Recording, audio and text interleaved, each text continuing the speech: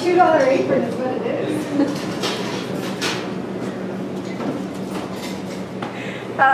Hi, welcome to Muck Babe Menu Minutes. This is Caitlin and I'm Jess. And we're going to teach you guys how to make our own version of pakora. It's an Indian fritter, vegetable fritter. And we're going to call it makora. Okay, so the first thing we're going to do is to decide what kind of seasonal vegetables we want to use. This pakora particularly has zucchini, cabbage, red cabbage, local, parsnips, ginger, carrots. What else did we put in there? Green onions, I think we put in there. Totally finely, we just threw it through the Cuisinart. It's a fine shred. A fine shred. Got awesome colors in there. I think there's some green peppers in there too. I think we put some pasilla peppers in there too. So the first thing we're going to do is kind of dump everything that we want to use in the fritter into our bowl. Okay, we've got a long list of seasonings that we're putting in here. We've all got them kind of together already. We're going to dump those in there. Cumin seed, fenugreek seed, ginger, local coriander seed, ginger, a little curry. Harvested our own coriander seeds. Last year they were like, why are we doing this? Why are we picking these seeds? And now we're using them, that's why. Okay, then the next we're going to use a garbanzo bean flour. We like the Bob's Red Mill garbanzo bean flour. It's one of the nicer flour tasting garbanzo beans. And then we also put baking soda in there. So we're going to dump that in there. Calls for 4 cups of flour, but I'm not sure I'm going to want it all. I'm going to salt it up a little bit. We're not going to add any liquid. A lot of times fritters have milk added or egg added. And all these vegetables have a lot of moisture to them.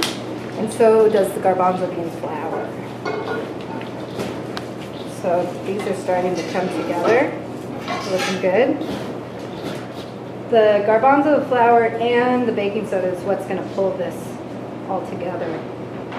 So then you just want to make whatever size you're looking for.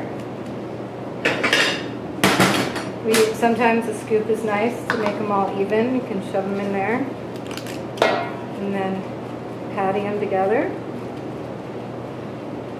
I like them all to look a little rustic and different. Into the frying pan they go. And the oil. And the swirl. Careful you don't burn yourself.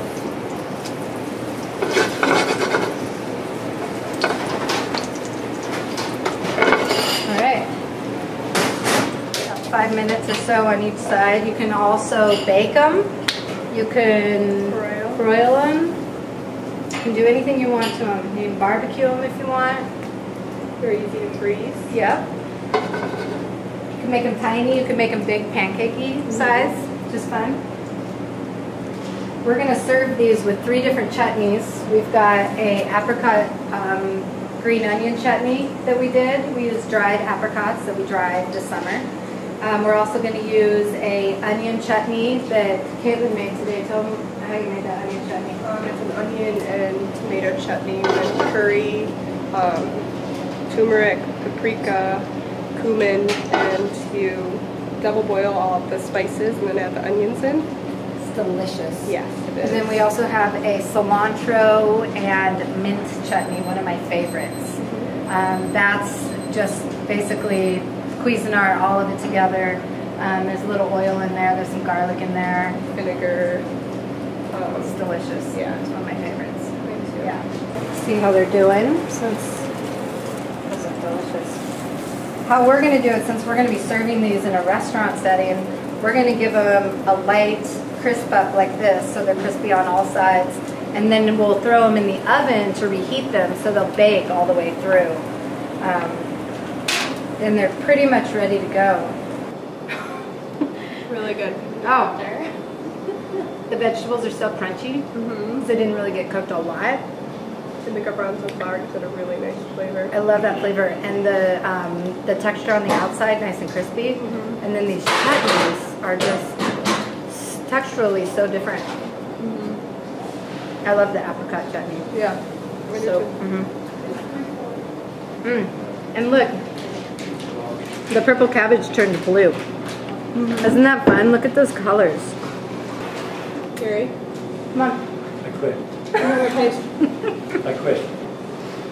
That fenugreek seed in there is so perfect. And so is the coriander. I just got a hint of that.